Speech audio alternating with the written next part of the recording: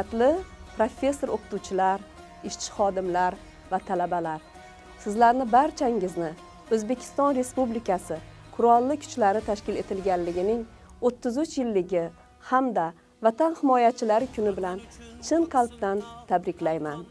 Yurtimiz tinchligi, xalqimiz osoyishtaligi uchun butun borlig'ini bag'ishlab xizmat qilayotgan qadrli harbiylarimizga esa alohida minnatdorchilik bildiraman. Barchalaringizga sihat salomatlik, oilaviy farovonlik, ishlaringiz va kasb-korlaringizda omadlar doim yor bo'lishini tilab qolaman.